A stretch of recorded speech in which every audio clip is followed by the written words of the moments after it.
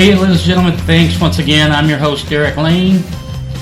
You're listening to another edition of the Fast Lane Podcast for Success. Thanks for joining me. Glad you could make it. And what does it take to be a winner? What's it take to win in life?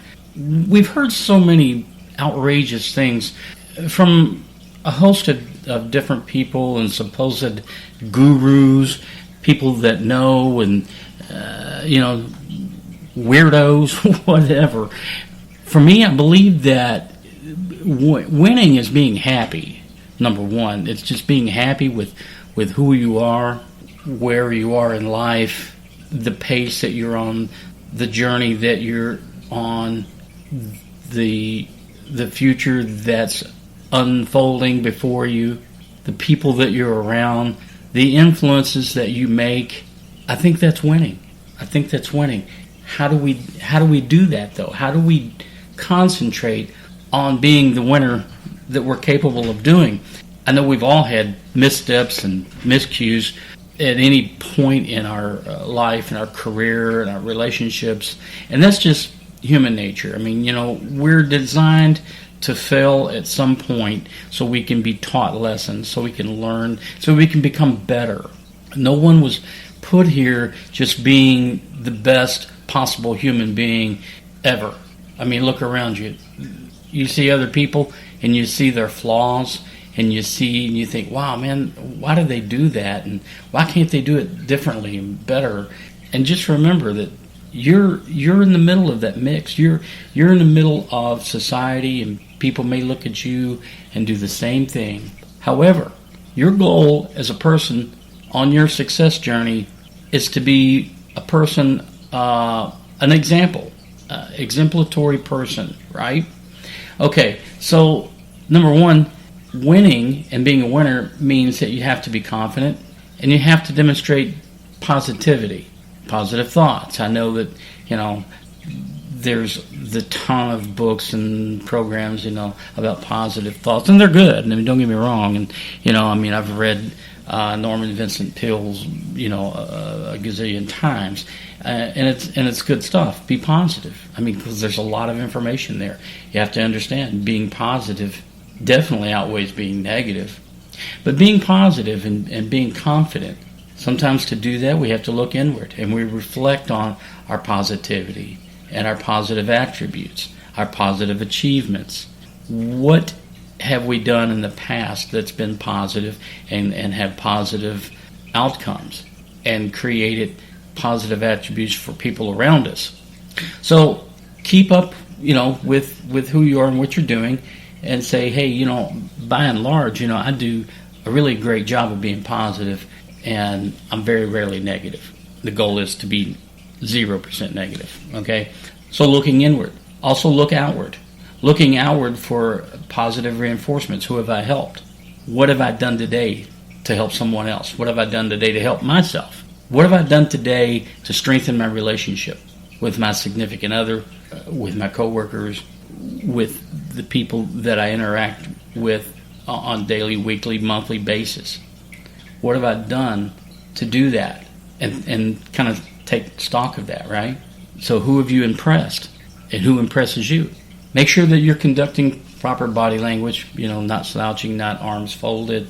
It is so important to make sure that not just your body language is conveying positive thoughts, but your voice, your tonality, your gestures, every part of what you do and how you do it and what you say, from the words you choose and the syntax that you use in displaying those words, is very important to make sure that you're doing it correctly. Again, upbeat, always smile. Smile. When you're in a bad mood, smile. What's the saying? I smile because I'm happy. I'm happy because I smile. Just smile. Your internal dialogue, what you say to yourself, not what you're saying to other people, but what you say to yourself, and how you assess yourself and evaluate yourself, and the thoughts that go through your mind, they need to be confident. When you're doing something, you have an idea, or you're working on something, or you're talking with someone, and you get these thoughts, oh, that was stupid. Why did I do that? That was dumb. Why did I do that? You have to eliminate those type of thoughts and go, oh, hey, wait a minute, I could do this better. You know what? I didn't do that the way that I wanted to do it. I can do it better. So using the right verbiage internally as well as externally is very important, because your brain registers everything. And all you're doing here by doing all of this is you're feeding your mind. You're telling your mind how you want to be, how you want your mind to accept you. If you've been feeding your mind crap and garbage with negative thoughts and energy, your mind's going to say, okay, all right, I get it. That's who you are. But if you feed your mind with positive energy, positive thoughts, your mind will start to say, okay, I get it. This is who you are. And then you start to be that person more and more and more and more. In other words, if you did have a negative image or a thought, your mind will you will suddenly become uncomfortable. You will become uneasy. It will feel awkward, because your brain goes, wait a minute, that's not who we are. We've taught ourselves to be positive. So when you have positive thoughts and positive energies, your brain says, yeah, keep going. That's good. That's what we are. That's who we are. Okay, so more of the mental aspect of it. Some of the external aspects of how to be the winner that you need to be, well, to elevate who you are. You're a winner already, right? Make sure that you take the time to learn, read books, educate yourself. The CDs, and now I guess with podcasts like myself, the streaming audio, however you get this, make sure you invest a little bit of effort into learning, whether you want to learn how to be a better marketer, how to save money, how to give speeches, whatever it is that you want to work on. Go to the experts, go to the people that write these things and go, hey, they're accredited and recognized for their achievements in this field, and you learn from them, and that's how you become better. Expand your vocabulary. Words have powers. When you have a large vocabulary, sometimes there's words that you use that create thoughts. In other words, your one word will bounce a thought to another word, to another word, to another word, and create ideas. So if you limit yourself with your knowledge of words, you're limiting yourself with ideas and the capability of producing bigger and better ideas. So expand your vocabulary. Also stay current with your world. Know what's going on. You don't have to be so deeply rooted into it and become so staunch that it consumes you. I know a lot of people that they take their political prowess and it becomes, quite frankly, irritating. Okay, have a thought. That's okay. Move on. Okay, unless you're a politician.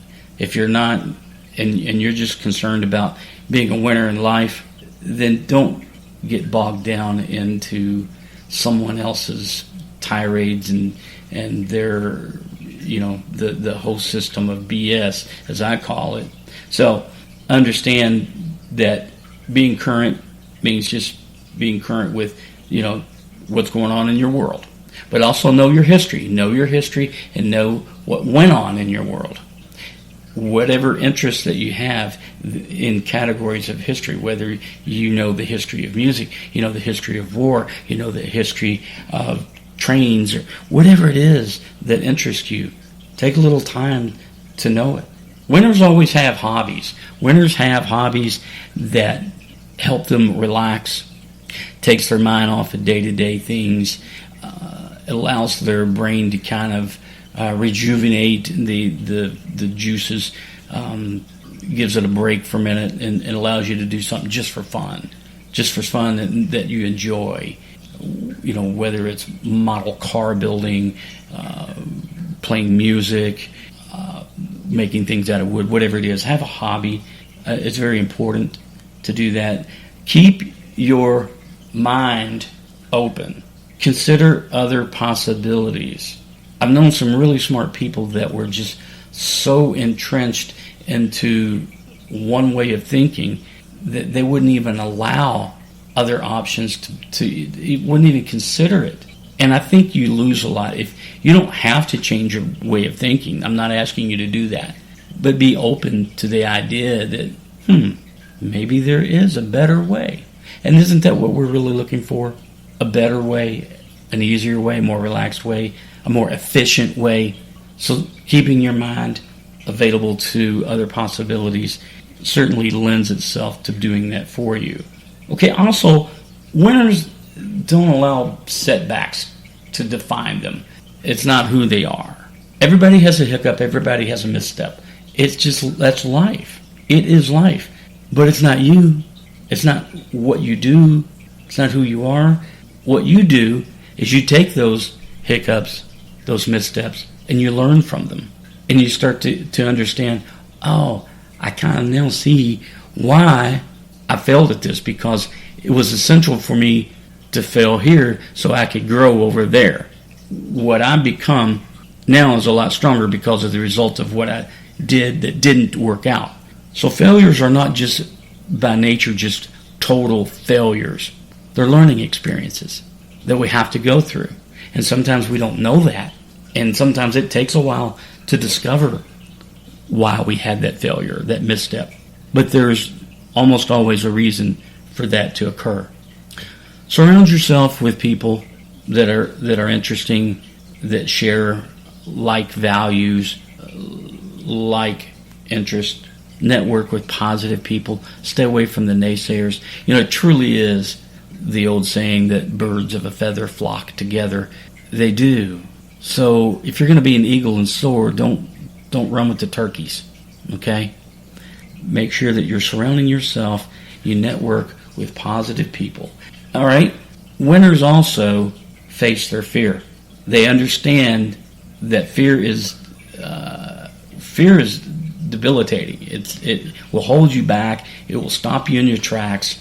It will make you go from one side of the street to the other to avoid it. I mean, it is just paralyzing at times.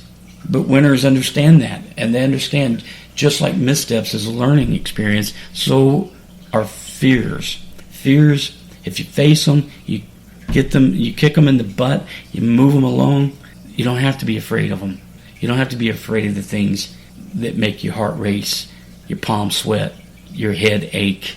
You can be a strong enough person to face those fears and move on. That's what winners do. Winners express gratitude. They express gratitude for all of their blessings, for all of the things in their life. They don't complain about the things they don't have. I read an article about a billionaire, and he was being interviewed for, why is it you're so successful and this and this? And the person doing the interview, noted that this person continually complained that they didn't have a big enough jet, a private jet. They felt like that, life wasn't being fair because their jet wasn't big enough. Give me a break. Give me a break. Now, I appreciate your motivation, your want, your desire.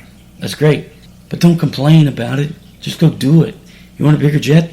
You figured out how to be successful. Go ahead and figure out how to be more successful. Give your blessings. Understand your gratitude.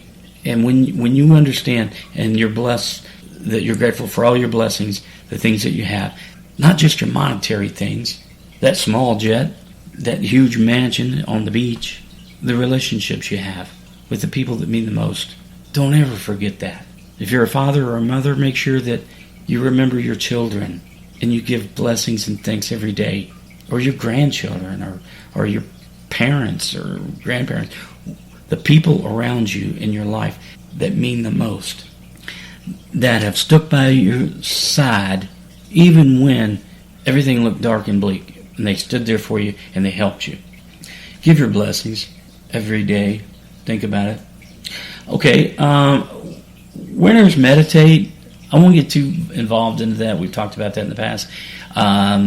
It's simple. Just slowing the mind down, keeping things in perspective, learning to let go.